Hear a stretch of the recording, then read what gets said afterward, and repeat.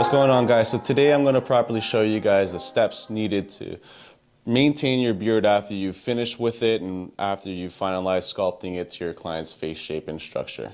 So what you're going to be needing today is you're going to be using beard oil. And the reason why beard oil is so important is that once you finish using a hot towel on their face, wiping their natural oils that their body has created off their face, it's always best to re-moisturize, because if you leave the shop with a beard that is not moisturized at all, your skin is going to start getting dry, possibly flaky.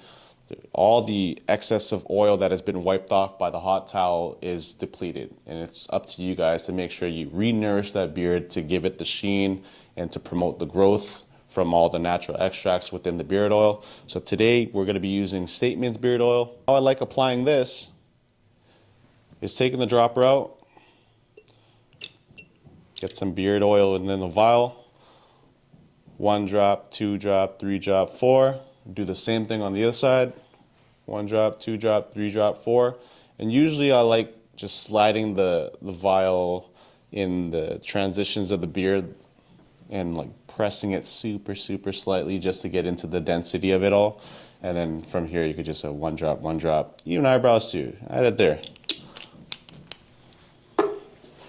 Relocate yourself towards the back of the client, and you're just gonna make sure you massage this into their beard. Of course, make sure you wash your hands with soap before you do this. You wanna have a clean beard.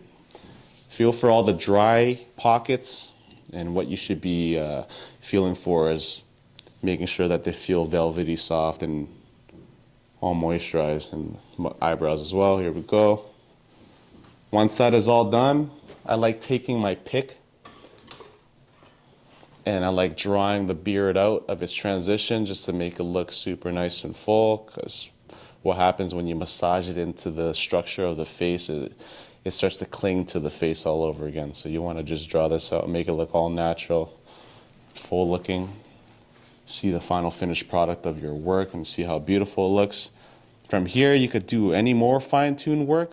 I would recommend either taking your clippers again and getting any excess hairs that cling, or you could go old school and work your shears on the transition of the beard. So you want to bounce the blades between each other from the midway point, and the midway point is going to be the sharpest point of your shears.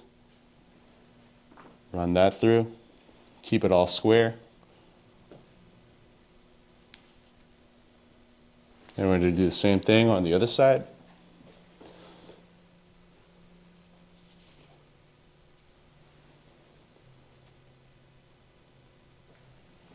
So what this is doing is you're going to be ensuring that this is going to have a very tight finish, so that the next time that they come in for a haircut, they don't have to wait so long to get a haircut. Everything is going to look super nice by the time they come in, and the hair is not too overgrown for the next appointment. That's how you properly maintain your beard after you finished working on it. Always moisturize, always make sure the beard is receiving all the nourishment from its natural extracts that have been put into it, and your client will thank you at the end of the day, making sure that this beard looks continuously spectacular.